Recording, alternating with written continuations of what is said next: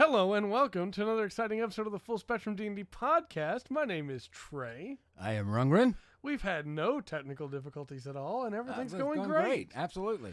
Yeah. Done with book one of our campaign. Congratulations, Dark, on that. Nice. As y'all dig through that. So tonight we have yet another special show planned. Yeah. We have one last session, level 13. We met. Ooh, interesting. Right on. Interesting. I'm going to move this down here. So You're moving who, where? You You're really going to start messing with it again? I just want to make sure I'm still on screen. Gotcha. Okay. All right. I was afraid I might have dipped too far. Sorry. Yeah, we're talking feats tonight. Yes. And not those feet. No. All of a sudden, our viewer count shot up and went way down. What happened? You know.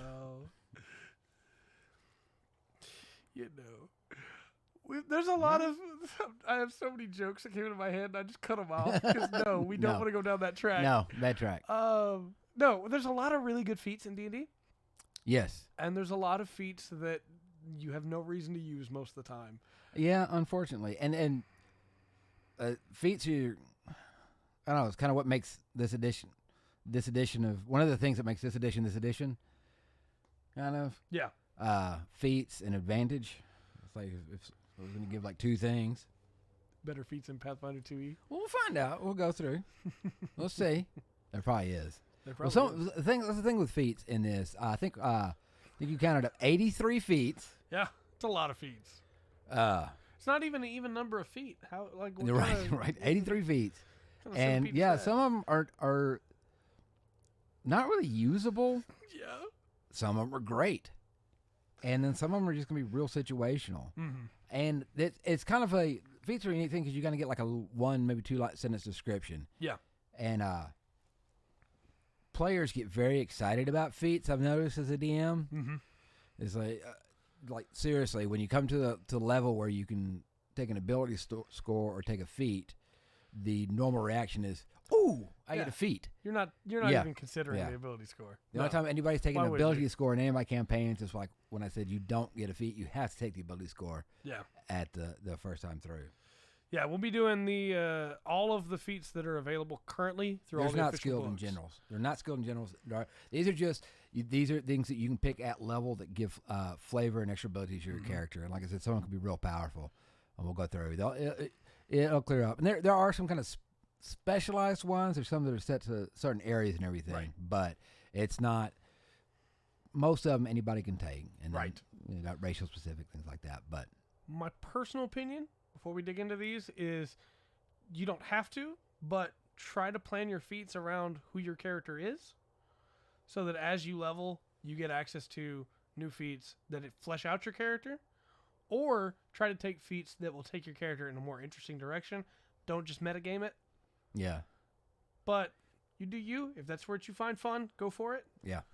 Just, think about your options. So should we just start here at the top? You just start at the top. Our first feat is Aberrant Dragon Mark that comes from Eberron, Wayfinder's Guide to Eberron. It gives you an aberrant dragon mark somewhere in your body.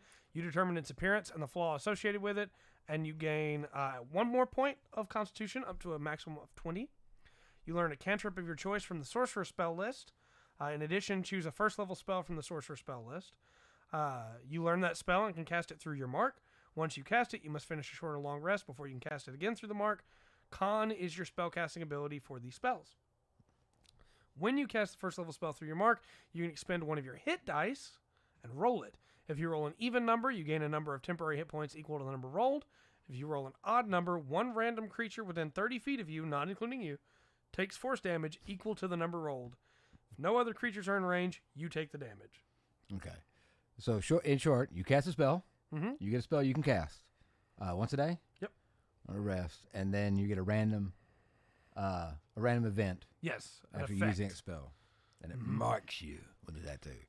And that's one of the new ones. That one's kind of specific to an area. It is of the region of Eberron through that. So we're starting out kind of specific, but you'll see as these things go, some of them are really broad. Yeah. And other ones are a lot more specific like that. So what's next? I think next is Actor.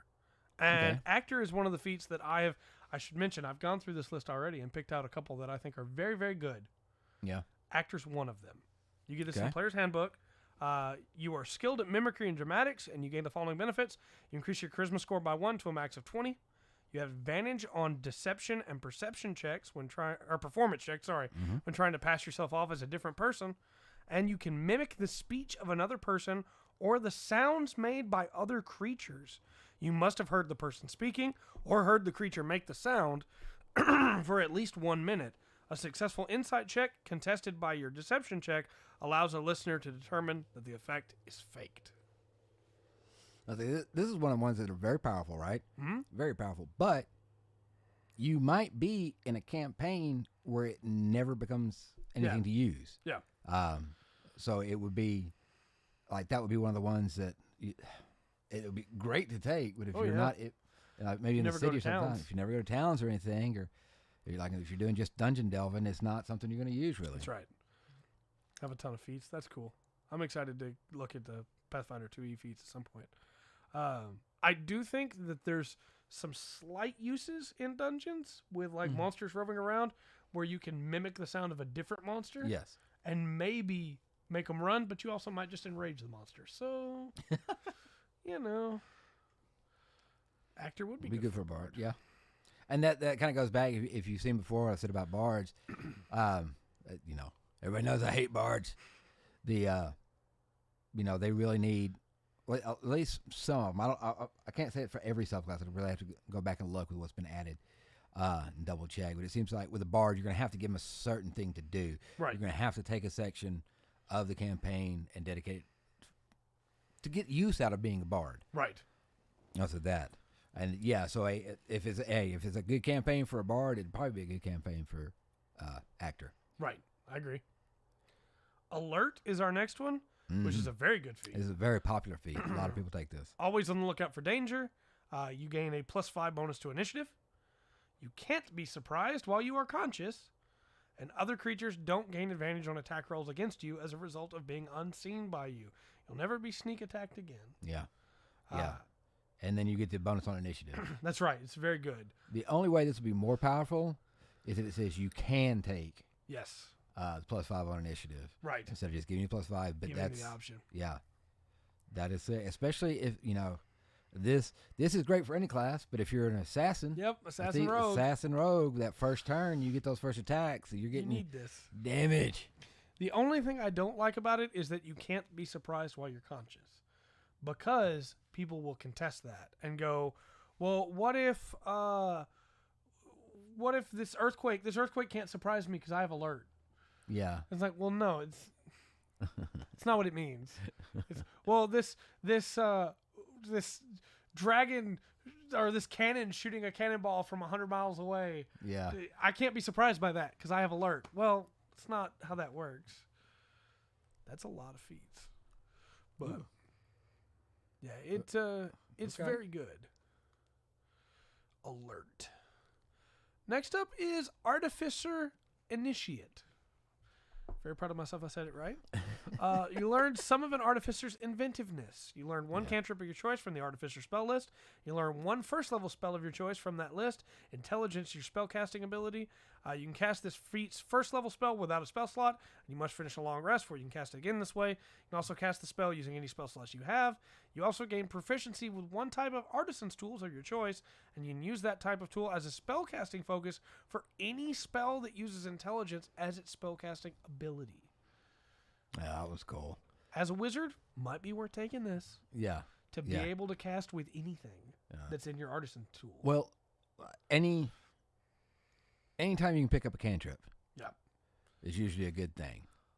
Also, imagine a wizard using a paintbrush to cast a spell. Yeah. Just. Yeah. Or they write the magic out in the sky in front of them, and then that'd be the flavor I would do with it. Or like a compass.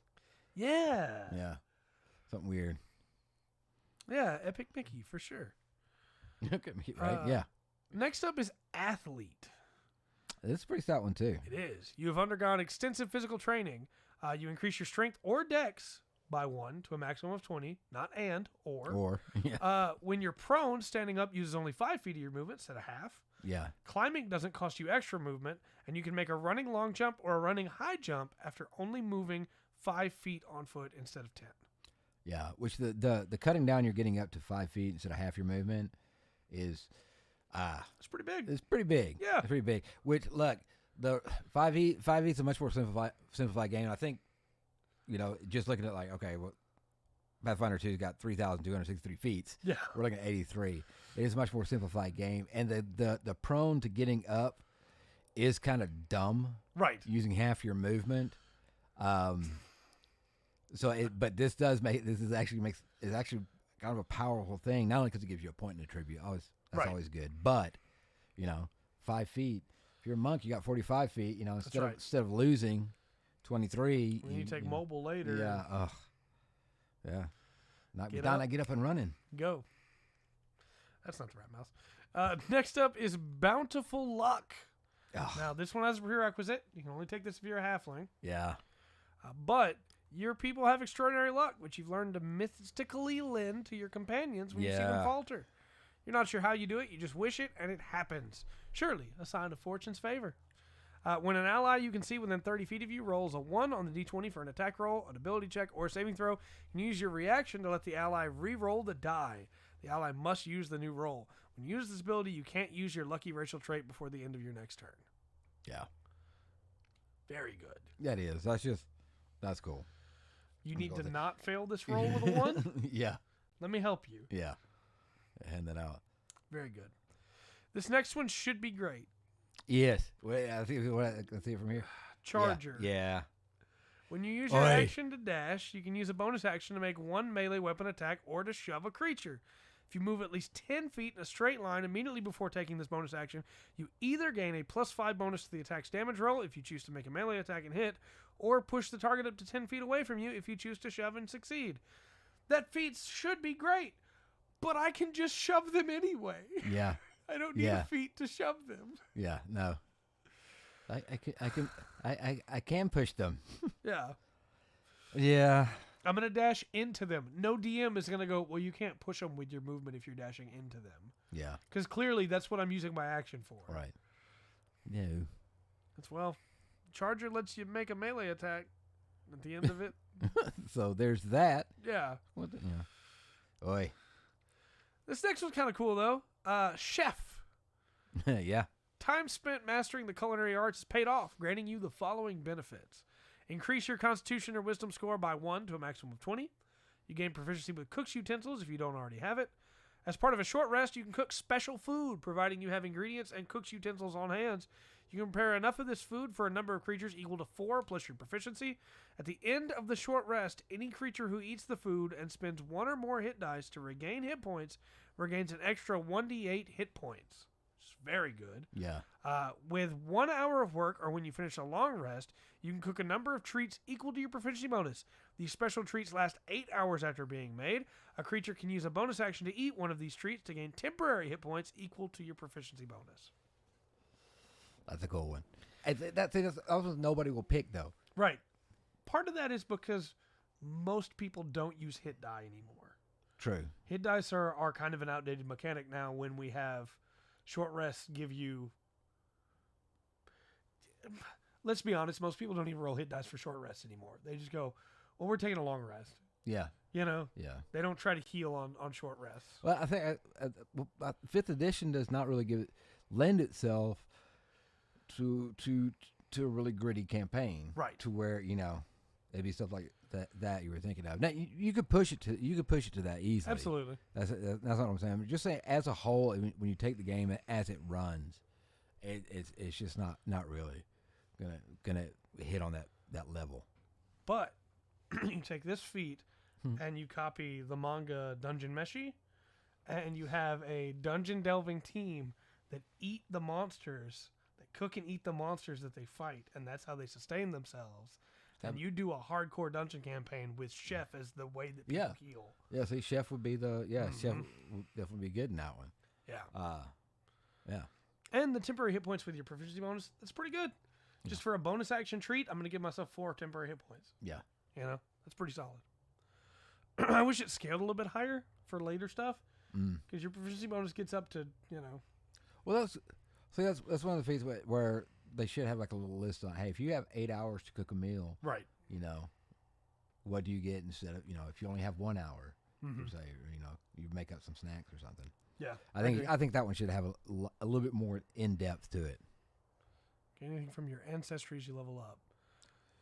Not really. No, there is settings where you would, Mhm. but not on the standard game. Yeah, there are a couple of classes too that give you like Yeah, your ancestors help you out, but for the most part, it's just level up, get new class feature, kill stuff. yeah.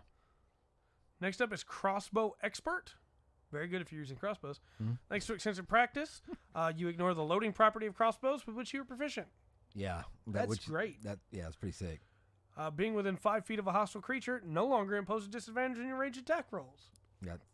That's good too. And when you use the attack action and attack with a one-handed weapon, you use a bonus action to attack with a hand crossbow you're holding. Yeah. The Slash boom. I hate this feat. I love it because it's a great feat. I don't like it because it seems like something that shouldn't be a feat. I don't know if that makes sense. Or No, it seems I like agree. This would be something that You can just get. like Yeah. a rogue or somebody fighting with that style of fighting For should sure. be able to do. For sure. So the way that it works in 5e Dark, when you have certain levels in each class, give you access to another feat. And so it depends on the class. Most of them are like 4, 8.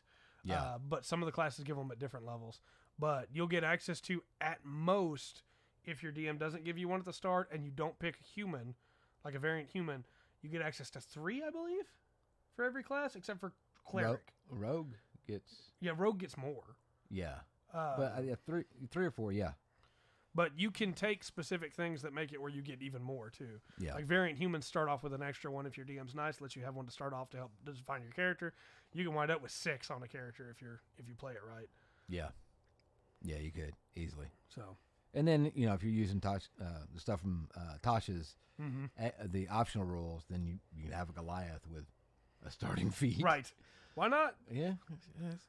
I think Crossbow Expert really shines if you're playing like a pirate, rogue, or fighter. Yeah. And you have like, instead of especially if your DM lets you like go with this and, well, now I have a pistol in the other hand. Yeah. So it's, old school pirate, saber in one hand, pistol in the other. Yeah. Class determines how many feats you get. So the classes don't have individual feats on their own. You get to choose from the feat list. Classes have their own features that you get as you level. Yeah. These are different. Yeah. Features that you get automatically. These are stuff you can pick. Now, there will be some, like the Bountiful Luck, where only a halfling can get it. Mm-hmm. So certain things are race dependent. Like half orcs. There's a couple that they can pick that are just beastly. Oh yeah, those are coming. Those are coming. And those aren't too far away. Next up, we have Crusher, which is one of them that I selected. Okay. As a very good feat that I think a lot of people forget about. You're practicing the art of crushing your enemies. Increase your strength or con by 1 to a maximum of 20. Once per turn, when you hit a creature with an attack that deals bludgeoning damage, you can move it 5 feet to an unoccupied space, providing the target is no more than one size larger than you. When you score a critical hit that deals bludgeoning damage to a creature, attack rolls against that creature are made with advantage until the start of your next turn. If you're using a bludgeoning weapon, why not get Crusher? Yeah. Push people off stuff, push people into stuff, and then you literally crush them if you crit so that everybody gets advantage on them. Man, if the brawler class had ever went, got out of UA, that would have been a great feat for that. Well, and even a monk that uses their fists. Yeah, true. That's a bludgeoning weapon. Part of our leveling has class feats as well, every 3 levels or something. There's stuff from your class. You don't just get whatever. You have a choice. But you don't have subclasses. A ranger in your game has a bunch of... Yeah. Yeah. So, go ahead. Well, I was just going to say, it sounds like their feats are more like class features. Right. Would kind of line up more with class features in D&D than they do with what they call feats in D&D. Yeah. We get something new every level, mostly. Yeah. And sometimes that something new is the option to take a feat from this list. But most of the time it is, hey, now you have an improvement on this thing, or now you can cast more spells, or, I like having different options between games. That's cool. Every other level. That's cool.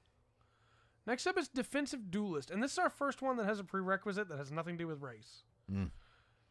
Dexterity 13 or higher, you cannot take this feat. Yeah, which I will say that's if you look in the DM guides, that's going to be count as an optional role now, as rather than the standard rule. Right. But yeah, they took that off a lot of them. So They if you play by the rules as they're supposed to be, you'd have to have a 13. But when you're wielding a finesse weapon with which you are proficient and another creature hits you with a melee attack, you can use your reaction to add your proficiency bonus to your AC for that attack, potentially causing the attack to miss you.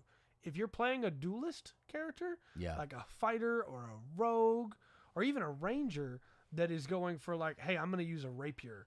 I'm going to go in there, defensive duelist. Take defensive duelist. There's no reason not to. Yeah. Once again, one of those things in D&D. Remind your DM that you have that. Yep. So they don't holler out if you're hit or miss. You take this much damage. Well, no, because yeah. Next up is Dragon Fear. Requires you to be a dragonborn.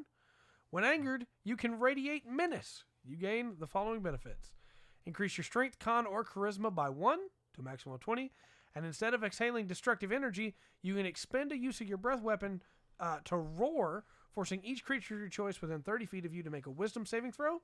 DC 8 plus your prof plus your charisma. A target automatically succeeds on the save if it can't hear or see you. On a failed save, a target becomes frightened of you for a minute.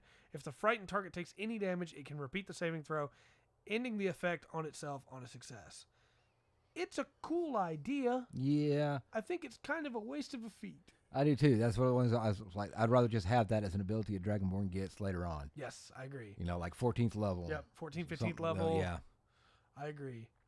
One Tuesday when we get together and show or run you two through creating a character in Pathfinder 2e. That might be fun. I've made one character. I think it was in Pathfinder 1st edition.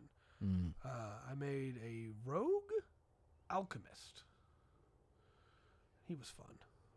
Played him for a very short time. Dragon Hide is next. I don't know why my voice broke on that one. Also a prerequisite of Dragonborn. You manifest scales and claws reminiscent of your draconic ancestors. Increase your strength, con, or charisma by 1. Your scales harden. While you aren't wearing armor, you can calculate your AC as 13 plus your dex mod. You can use a shield and still gain this benefit. You grow retractable claws from the tips of your fingers. Extending or retracting the claws requires no action. The claws are natural weapons, which you can use to make unarmed strikes. If you hit with them, you deal slashing damage equal to 1d4 plus your strength mod instead of the normal bludgeoning damage for an unarmed strike. Once again, really should just be an ability, not a feat that you pick. Why would I take this over some of the other options? It might take a bit of tweaking, but I don't see why. I don't think at 6. If you gave a Dragonborn that at 6th level, you're not breaking the game. Right. They're not going to be using it that often, You want to get into the AC calculations? We don't use Thaco anymore. No. used to use Thaco. AC is pretty much simple.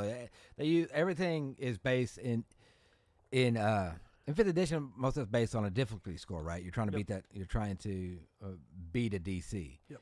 Or generate however you want to look at it. So what they do for, like on the character side, it's 11 plus your dexterity. Yep, plus your dex mod. Right. And then if you get armor, if armor's heavy enough armor is going to take off your dex mod. Right. But you just add that on top. Right. So it makes it pretty straightforward. So if you got a character, let's say it's got on some pretty decent half plate armor, so the AC would be around 18. Right. And then, so I've got a player that's got an AC of 18. As a DM, I'm rolling for a monster. They've got a +5 to hit, So if I roll a 13 or better, I hit. Right. It keeps it real simple and streamlined. I like it. I like it a lot. Last feat, is that even worth existing? And take off your armor. It's if you aren't wearing armor, there are reasons you wouldn't want to wear armor in 5e. Like if you're Barbarian. a barbarian, because you automatically have a thing called unarmored defense. Yeah. If you're a monk and you wouldn't want to wear heavy armor as a monk. Tortoise, turtles can. Turtle. Yeah, I know, but if they lose their armor, I can't remember. Yeah, they lose their Natural AC. Yeah. Natural AC, yeah. And then there's a lot of like other things to consider with it too. If you're a rogue, you're not going to want to wear heavy armor because it's going to affect your stealth. Because heavy armor affects stealth in 5e. So this is nice if you want to play like a Dragonborn rogue or Dragonborn monk, and you want to take this. But again, because most of the time you're gonna be wearing armor, if you're a Dragonborn, this feat kind of doesn't need to exist. Like I say, it seems more like something cool for the Dragonborn. Yeah. You know, I say when you reach 6th level, you have become this. You know, you become more primal in your dragon nature. I mean, later on, you're gonna get wings. Yeah. As a Dragonborn, later on, it's not out of line for you to be. You know. Anyway. I don't know. It feels really weird to me because again, unless you're playing a Dragonborn dexterous fighter with no armor, because you just like to move quick, I guess. Yeah. I don't know. Yeah. Next up, we have one for Drow. Drow High Magic. You learn more of the magic typical of Dark Elves. You learn the Detect Magic spell. You can cast it at will without expending a spell slot. You also learn Levitate and Dispel Magic, each of which you can cast once without expending a spell slot. You regain the ability to cast those two spells in this way when you finish a long rest, and Charisma is the spellcasting ability for all three. It's good. It's good. Yeah, it's real good. Again, you could just give that to Drow. Yeah. It's not that big of a thing. Yeah, because you're going to start out, don't they have an innate darkness? Yeah, they can use darkness and fairy fire. Fairy fire, innately, yeah. So, yeah. Let them switch between those, you know? Yeah, this is your alternate. Right. Variant Drow. Variant Drow, yeah. Why make them take a feat when you're not making everybody else? It feels weird. This next one, though, is pretty good. Dual Wielder. You master fighting with two weapons. You gain a +1 bonus to AC while you're holding a separate melee weapon in each hand. Mm-hmm. You can use two-weapon fighting even when the one-handed melee weapons you're wielding aren't light, which is very good. Mm-hmm. And you can draw or stow two one-handed weapons when you normally would only be able to draw or stow one. Yeah, this is good, and okay, let me go back. This is really, really good, and the reason why this one's really, really good is because the way two-weapon fighting set up in D&D. Yeah.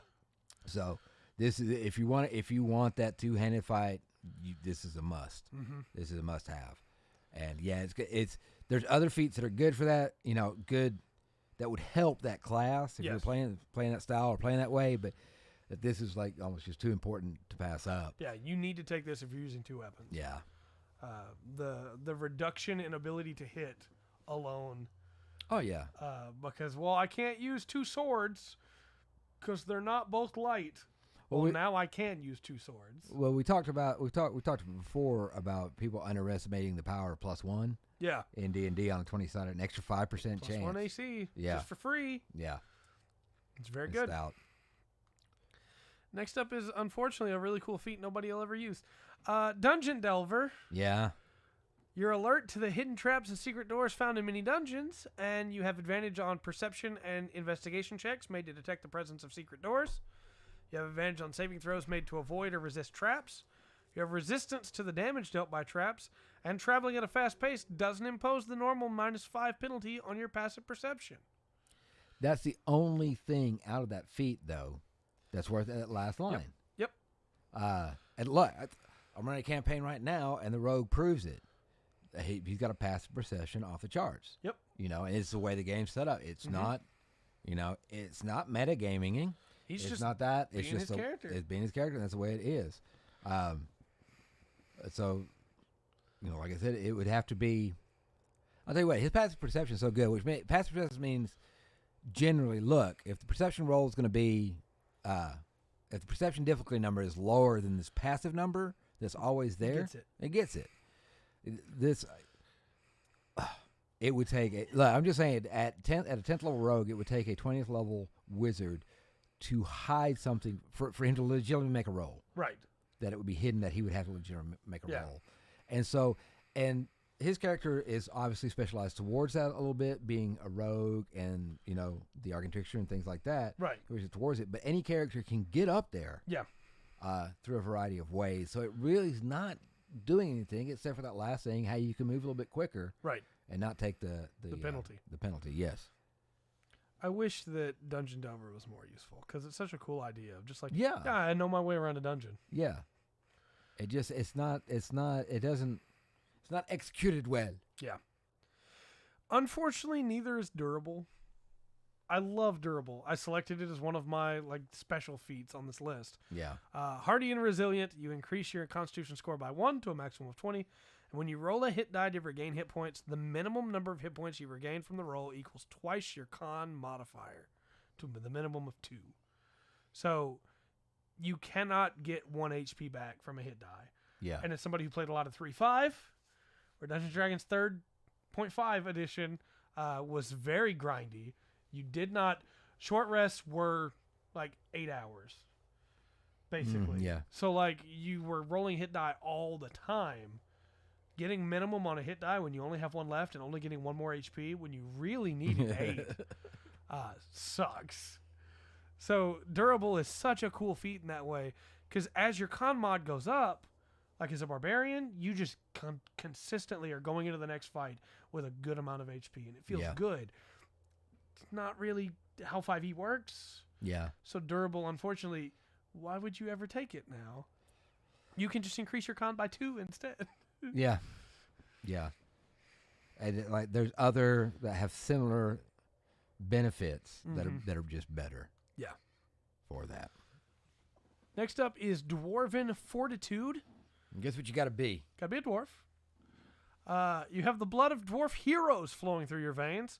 You increase your con by 1, and whenever you take the dodge action in combat, you can spend 1 hit die to heal yourself. Roll the die, add your con mod, and regain a number of hit points equal to the total. That's such a good feat. That's a great feat. You're already not using those hit die. Yeah. Now you get to use them for free when right. you die. Yeah. It puts, here's a feat, because we're just talking about hit die, and the next feat puts a use to them. And there, more races need a feat like this. Yes. To where you do something and you get, you get to use your hit die. Yep. I'm a dwarven rogue. I'm gonna cunning action dodge and heal. Yeah, that's sweet. Yeah. It's very good. Yeah, it's a really good one. Next up is Eldritch Adept. This one requires you to be a spellcaster or pact magic feature. Studying occult lore, you learn 1 Eldritch invocation option of your choice from the Warlock class. Your spellcasting ability for the invocation is Intelligence, Wisdom, or Charisma. You choose. If the invocation has a prerequisite of any kind, you can choose the invocation only if you're a Warlock who meets the prerequisite. Whenever you gain a level, you can replace the invocation with another one from the Warlock class. This was really good. Very specific, though. Yes, but if you are a Warlock, you can take any invocation extra for free. Yeah. Just you get another invocation and you can change it every level. Yeah. Just like your other ones. Yeah, no, yeah, it's good. Yes. It's a very, very good ability. We're getting close to time. Let's tackle a couple more of these. Yeah. We might be able to finish the E's. Heck yeah. Next up is Elemental Adept. I like this one. You have to at least be able to cast 1 spell. Yeah. But when you gain this feat, choose one of the following damage types: acid, cold, fire, lightning, or thunder. Spells you cast ignore resistance to damage of the chosen type. In addition, when you roll damage for a spell you cast that deals damage of that type, you can treat any 1 on a damage die as a 2. You can select this feat multiple times. Each time you do so, you must choose a different damage type. Just ignore resistance. Yeah. I actually like this one. And the ignore resistance is enough. Yes. On that. I'm thinking about taking it if it included necrotic. Yeah, but this is a little bit. This is a great feat. Especially like a wizard, golly, you know, or. But it would be kind of cool for that to be woven into like wizard subclasses. I agree. You know. You are the elementalist. Yeah. You have the ability to augment your spells and change their damage type. Yeah. And instead of being, instead of trying to write it as, I was going to be mean and say, but Aang from, Avatar and becoming master of all, it's just, you're a specific, you are a fire wizard. You're an acid wizard. Right. I'm going to be the acid wizard, man. And hey, ignoring resistance may not seem like a big thing, but... Yeah, at later levels it becomes, because later on, when you fight higher levels, everything's got immunities and resistance to everything all through that. Be nice to be able to hit a demon with fire and not have to worry about it. Yeah. Which I always take the extra step. Yes. Fire heals. Yeah. Next up is Elven Accuracy. Oh, gosh. For this one, you have to be an elf or a half-elf, of course. Yeah. Acid wizard, best wizard, gets to an eye and melts everything in the way. Exactly. The accuracy of elves is legendary, especially that of elf archers and spellcasters. You have uncanny aim with attacks that rely on precision rather than brute force. You increase your dex, intelligence, wisdom, or charisma score by 1 to a maximum of 20. And whenever you have advantage on an attack roll using dexterity, intelligence, wisdom, or charisma, you can re-roll one of the dice once. Yeah. It's very cool. This is an elf with this and sharpshooters. Excellent. Yep. And it also works on spells. That's the cool thing. It's not just arrows, Yeah. They don't have, like, we're going to get a thrown weapon class straight in 5e at some point, and it'll work for that too.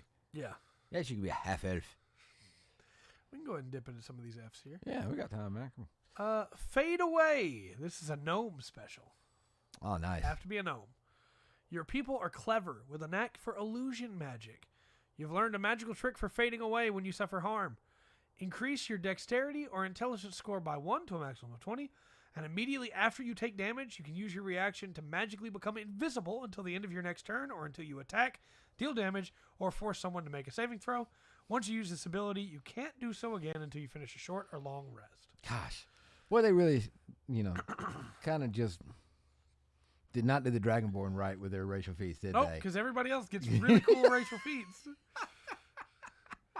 Just... No, I can see as a tank you might not want to become invisible. Right. But, I mean, just those first few seconds. Yeah, and then you get to attack somebody again. Heck yeah. But if you're a gnome rogue... Yeah. Sneak attack. Could be fun. You're right. Fey teleportation is next. You need to either be a high elf, an Erini high elf, or a Valinar high elf. Your study of high elven lore has unlocked Fey power that few other elves possess, except your Eladrin cousins. Drawing on your Fey ancestry. Allow this for Eladrin. Right. Yeah. Drawing on your Fey ancestry, you can momentarily stride through the Feywild to shorten your path from one place to another. Increase your intelligence, charisma score, by 1. You learn to speak, read, and write Sylvan, and you learn the Misty Step spell and cast it once without expending a spell slot. You regain the ability to cast it in this way when you finish a short or long rest. Intelligence is your spellcasting ability for the spell. Yes. I'll take one, thank you. It's very, very good. Oh, anytime it says, hey, you can cast Misty Step, it's like that's a heavy argument in the favor of whatever I'm trying to decide. Yep. And as if that wasn't good enough, what if everybody else also wants that? Because Tasha's gives us Fey Touched. Yep. Which I personally have taken in like 4 campaigns. It's so good. Your exposure to the Feywild's magic has changed you. Increase your intelligence, wisdom, or charisma score by 1. You learn the Misty Step spell and can cast one first-level spell of your choice. The first-level spell must be from the Divination or Enchantment School of Magic. You can cast each of these without expending a spell slot. Once you cast either one this way, you can't again until after a long rest.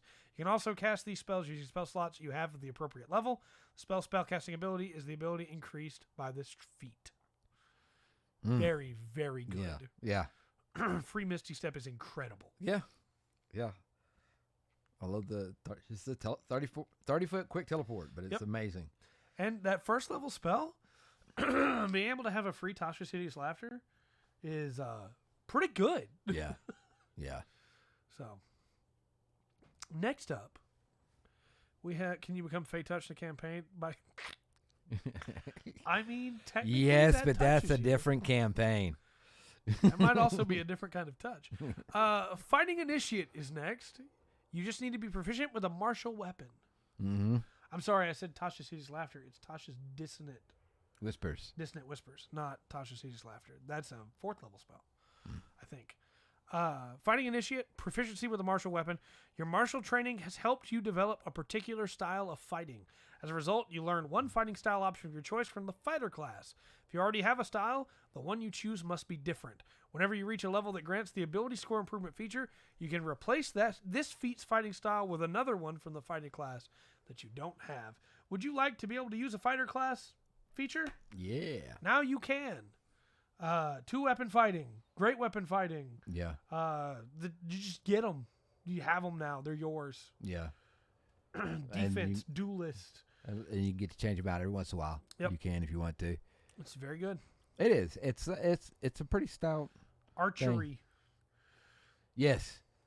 And once again, this is one because of the way 5e doesn't have special weapon specialties. Mm-hmm. They have to have this feat. Right. And weapon specialties be good. Yeah. And then you wouldn't need that feat, and it would still be cool. I want to be able to just use whatever weapon I touch. Not like Tavern Brawler. We're gonna get to that. Lets you do something like that, but I mean weapon too. I want to have mastery of all weapon types. Yeah. Let me be a Kinsei. Yeah. And just whatever weapon. Yeah. I want to walk into a room and have 3 swords, 4 daggers, 2 javelins, a spear, a staff, 2 light hammers, a throwing axe, and a big hammer on my hip. And everybody look at him and go, yeah. I don't know what this guy's problem is, but he's a walking arsenal. And that man is going to have a pair of pants, a jug of water, and a quarterstaff. Yeah. That's it. So this next one is unofficial material. Oh, what are you doing? This But is dangerous. It's illegal. It's in the list, so I feel like we should cover it. Okay. This is a critical role Tal'Dorei okay. feat. Firearms Specialist. You are adept at using guns effectively. You gain proficiency with firearms. If you roll a misfire on an attack with a firearm, you can use your reaction to roll a d20. If the number rolled is higher than the weapon's misfire score, the firearm does not misfire. You cannot use this feature of this feat again until you complete a short or long rest. And when you use the attack action and attack with a one-handed weapon, you can use a bonus action to attack with a loaded firearm with a light property you are holding. Yeah. And there's a list in the back of the DM guides for weapons when they misfire, depending on what the type it is. Mm-hmm. So actually, if you have, if you use that table and you use weapons, that's actually a really good feat. Yeah. To have. It's just like Crossbow Expert, basically. Yeah. Crossbow Master. Yeah. It's pretty nice. Next up is Flames of Flegathos. I had to make sure I was reading that right. What makes a feat illegal? The critical role stuff is optional content. It's not. They don't want to make it where people can just always have guns in D&D because some people's worlds don't have guns in them. Yeah. And so if you just walk up and go, well, I'm taking this feat. Well, guns don't exist. Well, they do now. Well, no, that's not how that works. Yeah. And also, kind of joke a little bit, they've always got a lot of experimental stuff on D&D Beyond on their Unearthed Arcana stuff to check out and stuff. And so some of it gets, when they write it out, it looks great, and then you put it into a game, and all of a sudden, like, nobody can touch it. Right. It's broken. Unstoppable. Yeah. The Flames of Flegathos. You have to be a tiefling or a feral tiefling. You learn to call on hellfire to serve your command. There's no more feral tieflings. There's not. That's true. Increase your intelligence or charisma score by 1 to a maximum of 20. When you roll fire damage on a spell you cast, you can reroll any roll of 1 on the fire damage dice, but you must use the new roll even if it's another 1. Whenever you cast a spell that deals fire damage, you can cause flames to wreath around you until the end of your next turn. The flames don't harm you or your possessions, and they shed bright light out to 30 feet and dim light for an additional 30 feet. While the flames are present, any creature within 5 feet of you that hits you with a melee attack takes 1d4 fire damage. What is... Raised by blink dogs. Not excellent. You'll fit right in the campaign. The what is it? Call of Ancients for the Zealot Barbarian or the Ancient Barbarian? Yeah, is that true? yeah. It kind of does the same. It's a different damage type, but it kind of does the same thing on that. It's pretty cool. Yeah. I said interesting. Anytime you can just come on. Very cool. We'll be fire starter for a minute. What's the Aragon? Brissinger. Gift to the Chromatic Dragon, Gift to the Gem Dragon, Gift to the Metallic Dragon are next. 3 different feats. They have even though they all sound like they're the same thing, they're all very different. They are, yeah. Gift of the Chromatic Dragon is you manifested power of the Chromatic Dragons. You have a Chromatic Infusion. As a bonus action, you can touch a simple or martial weapon and infuse it with one of the following damage types: acid, cold, fire, lightning, or poison. For the next minute, the weapon deals an extra 1d4 of the chosen type when it hits. After you use this bonus action, you can't do so again until you finish a long rest. And you also get Reactive Resistance. When you take acid, cold, fire, lightning, or poison damage, you can use your reaction to give yourself resistance to that instance of damage.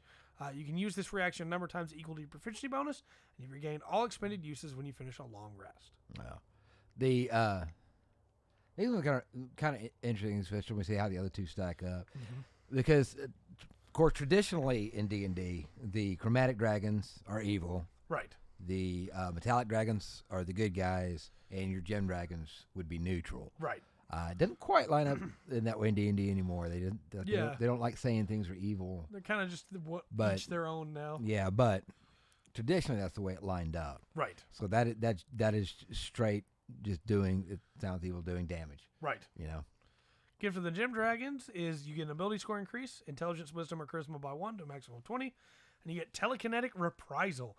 When you take damage from a creature that's within 10 feet of you, you can use your reaction to emanate telekinetic energy.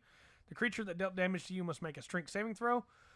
On a failed save, the creature takes 2d8 force damage and is pushed up to 10 feet away from you. On a successful save, the creature takes half as much damage and isn't pushed. You can use the reaction a number of times equal to your proficiency bonus, and you regain all expended uses when you finish a long rest. It's pretty cool. Yeah. It's just not, I don't know. It's just not that. I wouldn't take a feat for it. No. But, you know. Yeah. It's nice. I'd put an item on that did that. Maybe. Yeah. Gift of the Metallic Dragon is probably the best one. Draconic Healing, you learn the Cure Wounds spell. You can cast the spell without expending a spell slot. Once you cast the spell in this way, you can't do so again until you finish a long rest. You can also cast the spell using spell slots. The spellcasting abilities Intelligence, Wisdom, or Charisma. When you cast this feat, choose which one when you gain the feat. And you get Protective Wings. You can manifest protective wings that can shield you or others. When you or another creature you can see within 5 feet of you is hit by an attack roll, you can use your reaction to manifest spectral wings from your back for a moment. You grant a bonus to the target's AC equal to your proficiency bonus against that attack roll, potentially causing it to miss. You can use the reaction a number of times equal to your proficiency bonus, and you regain all expended uses when you finish a long rest. Yeah. By far the best one out of them. Wings! Make a... it wouldn't be a feat. You could do that. You could do that in D&D. Yeah. And it would just be a choice just for Blink Dogs. I want a feat that lets me talk to the Blink Dogs and command all of them. You could do that with. There's a couple of spells that will let you do that, and you just choose. Hey, I'm just going to do it with Blink Dogs. Yeah. They're my speciality. Well, man, we got that finished off the quite a bit with the Gift of Metallic Dragon there. And we're still on the G's with the Grappler coming up, huh? Yeah, we have 3 more G's. Now let's run through those last 3 G's and then see if we might ramble on about something for a minute. Grappler is next. Strength of 13 or higher. You develop the skills necessary to hold your own in close quarters grappling. You have advantage on attack rolls against a creature you're grappling. And you can use your action to try and pin a creature grappled by you. To do so, make another grapple check. If you succeed, you and the creature are both restrained until the grapple ends. Yeah. If you got a team that works good together, this is a great feat for somebody to have. Yeah. And just hold them while somebody stabs them. Yeah. And that's what it is. And, take them to the ground, hold them there, and have the rest of the group just beat them. Yep. That's pretty great. It is. That's a good one. And speaking of great weapon master, you've learned to... That was so good. I laughed at my own joke. I'm sorry. It was perfect until I laughed. You learn to put the weight of a weapon to your advantage, letting its momentum empower your strikes. On your turn, when you score a critical hit with a melee weapon or reduce a creature to 0 hit points with one, you can make one melee weapon attack as a bonus action. Before you make a melee attack with a heavy weapon that you're proficient with, you can choose to take a -5 penalty to the attack roll. If the attack hits, you add +10 to the attack's damage. Yeah. Yeah. Very good. Yeah. I like that. I don't think I've ever used Great Weapon Master, but I have used the Archery, the sharpshooter version of it. Yes, absolutely. Quite often. Absolutely. Especially when you got a nice big fat bonus going on the end of it to hit with your proficiency and everything. It goes so well. It's kind of tough to take that -5 penalty, but if you can manage it, 10 more damage is nice. Yeah, but so once you get up, you get let's say you get a decent magic bow magic weapon. Mm-hmm. Say it's got a +2 on it. You're getting a +3 or +4 for your proficiency. You're basically eating up the negative you're taking. You are with it. Just remind your DM that you're doing that before you swing it, instead of afterwards. Oh well, I wanted to add the +10 damage because I didn't need the -5. Yeah. It's like, no, you got to call it. Come on now. And finally for today, Gunner. You have a quick hand and a keen eye when employing firearms. Increase your dexterity score by 1 to a maximum of 20. You gain proficiency with firearms. You ignore the loading property of firearms, and being within 5 feet of a hostile creature doesn't impose disadvantage on your ranged attack rolls. Yeah. So. The other one giving you the reroll on a misfire is really, really powerful. It is. It basically completely disposes of the negative of using a gun. It does. This one keeps the trouble with it, and things that you might have trouble with it. That side of it, right? But still gives you some good benefits. Yeah. For using a firearm. Still lets you play pirate. Let's do that. So next week we have a lot more to go. Right. Starting with the H's. Yeah, the rest of the alphabet. H. The letter H. So we'll be starting with? We'll be starting with healer. Oh, yeah. Yeah, healer. Okay. I'm going to take this off since we're through the main topic. There's a lot of changes we talked about when we went over Mordenkainen's, whatever. Yeah. The one that's coming out with all the changes. Why are there 2 books named Mordenkainen? Yeah. We're talking about a lot of changes that they're bringing to the races. Bounce across all the different races. Absolutely. And they did, we talked about the Ranger being upgraded way back in with Tasha's and Volos. And they did that for other classes too, but we did the Ranger, honestly, because I was hoping Dark would show up, but I understand you missed, and I got your message about being upset you missed. But after what you told us the week before, I figured you'd need a good Ranger episode. But also, there was another class that obviously benefited from it near as much. I mean, really, really made the literally pulled it up by its bootstraps. And made it feasible in that. So going to that, and some of the stuff we looked at with the new ones, because we're finishing up, because the campaign that will be, over the next, depending on what y'all decide to do and how y'all handle stuff, we finish up over the next few weeks. We kind of use the old system. Yeah, we do. With that, it happens. Hey, it happens. That's why we put them on YouTube. One of the things I want to do, whether we pick up a different game or continue with D&D, there's so much new stuff out. I'm trying to think how to put this. Because, like I said, there's so many changes, right? Going across each thing, and we don't have all the ones that are going to be for all the races. And that, what do you think their next step is? I mean, where are we? Because honestly, when I'm looking at it with the race balance that they're doing, and then what they did with classes, and they've been fixing with subclasses and stuff, and stuff we talked about before. Feels like from the DM standpoint, it feels like when we start a new campaign and we've got all this new, we put in a lot of this new stuff. It's almost a different game. It is. It's almost a very different game. I think the next big step is going to be, I don't know how to word it exactly, but I think we're going to get a updated, not a 2.0, but an updated Player's Handbook DM guide. Yeah. I think it's time for, with all the new stuff and all the new, you talk about we mentioned Ancestries earlier because that's how Pathfinder does it, but Strixhaven brought in a bunch of new options for colleges and backgrounds. Yeah. Ravenloft brought in a bunch of new, what's it called? I almost said hairlines. That's not it. What is it called? Lineage. Brought in the lineages. Yeah, lineage. And then,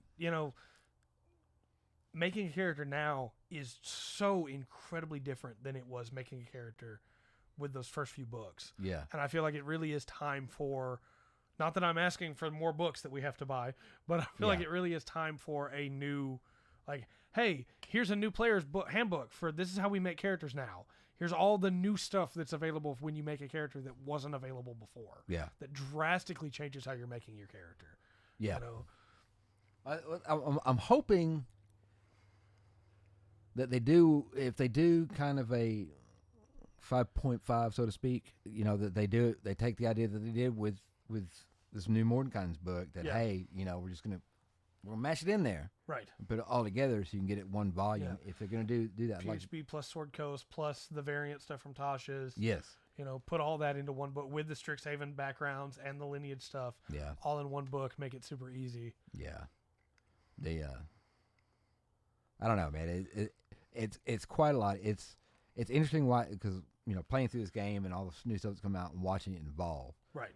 And I like classic D&D. Yes. You know, and I like the basic rules of the player's handbook. Right. Absolutely. For 5th edition, except for obviously, you know, can't really play a ranger and be feasible. Yeah. Well, and so many other classes they haven't had quite as drastic a change, but they've changed. Like Barbarian in the player's handbook is very different from the stuff that we have. It's just not better. It's just different. You know, the new monk stuff is very different gameplay wise. It's just the old monk stuff is still just as good. You know, so once you open the door, you get all kinds of options. Yeah, it seems. Look, the base game seems to go.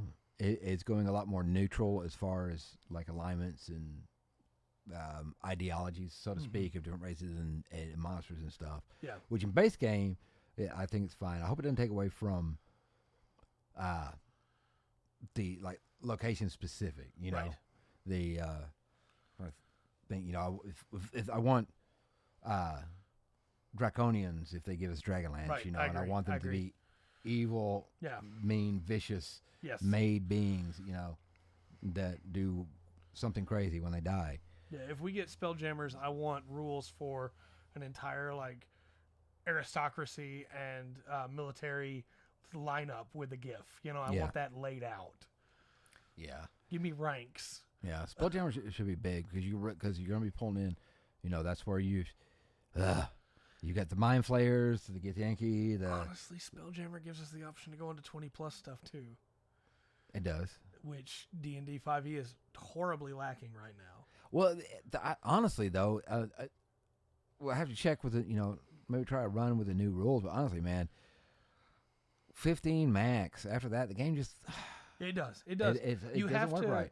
To be able to counter the players at that level. You have to start doing things that are just obviously like, I'm just doing this to counter you. Yeah. It's not that I'm trying to be a jerk. It's just if I don't do this, there's literally nothing I can do to stop you. The fight with the big BBEG will be 2 rounds. Right.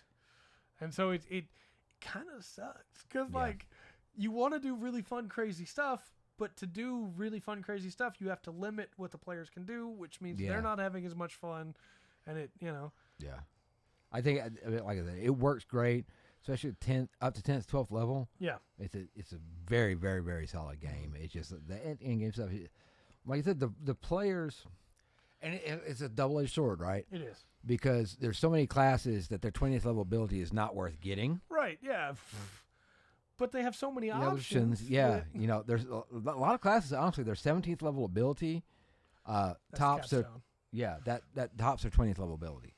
They get it 20th level. I can think what. The Vengeance Paladin. Yeah. Their 20th level one's really cool. Yes.